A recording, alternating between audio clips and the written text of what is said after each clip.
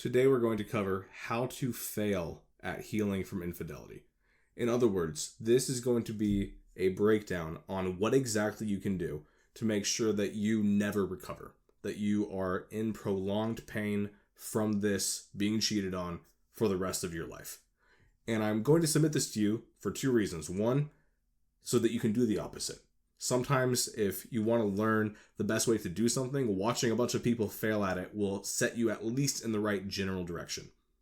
And number two, because I know that there are going to be people watching this where they're not going to be doing everything that I mentioned, but there might be one or two things where you're like, oh shoot, I've sort of been doing that. And so my goal is to explain it very obviously, a little bit over the top, and hopefully that will help you realize, man, this actually is crazy. I need to stop doing that. So this is, again, a guide on how to fail at healing from the pain of infidelity. Number one, if you want to make sure that you just never recover from being cheated on, the best thing you can do is just go back over and over and over again to someone who cheats on you. If you want to make sure that your heart never heals and it gets torn to shreds repeatedly, then simply open your heart again and again, expose it to someone who has repeatedly proven that they will just hurt you again and again and again. That is the best way to guarantee it. Number two, if you want to make sure that you never heal from this, that you never heal from the pain of infidelity, then never trust yourself ever again. In fact, learn to trust other people, and specifically the person who cheated on you. Trust their word as more reliable than yourself. Fall for their gaslighting. If they say that something never happened, if they say they never made a promise, then your memory must have been the one at fault. You must have misremembered it. Their word is just as good as yours, if not better. Embrace that mindset if you want to never get out of the cycle. Number three, if you want to make sure that you never heal from the pain of infidelity, believe that the person who cheated on you is going to be the source of your healing. Just believe that they have the magic words.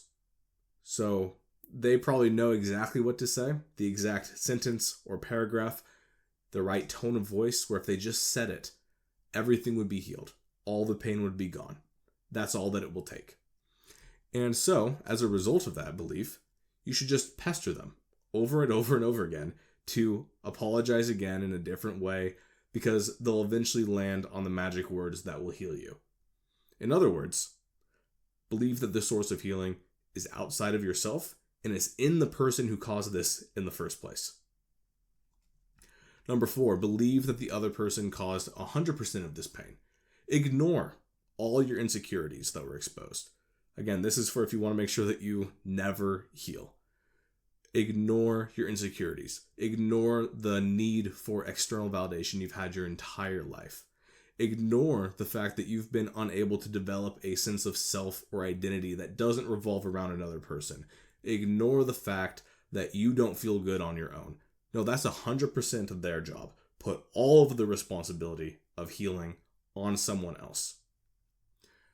Number five, if you really want to make sure that you never recover from being cheated on, and you decide that you want to seek reconciliation, the best way to really sabotage that relationship, if you're trying to fix it, is to be halfway in and halfway out. Even better, use your lack of commitment as a negotiating tool.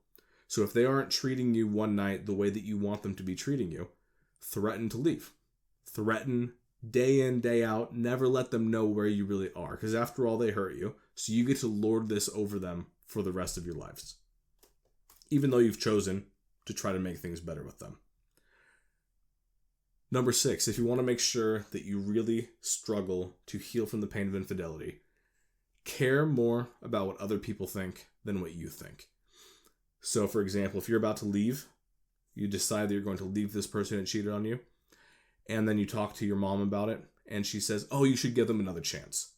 That should just change your mind, like on the spot. That should throw immediate doubt into what you believe and what you want. Or on the other hand, let's say that you do want to give them another chance, but you're embarrassed because other people might judge you for that. You should really let that dictate what you do and who you decide to love or not to love, because you're embarrassed what other people will think. Let that be the sole determiner of what you choose to do. Just listening to the voices and the average. Treat it like a poll. Just ask everybody that you know. Get their feedback on what you should do, if you should stay or go. And just go based off of the tally that you got. Number 7, if you want to make sure that you really struggle to heal, try to handle everything on your own. Believe that nobody wants to hear from you. Believe you don't need to talk to anyone about it. Friends and professionals probably just think you're lame and weird. Real adults just shove everything down and never talk about it. Number 8, if you want to fail to heal from the pain of infidelity, never let yourself feel anything.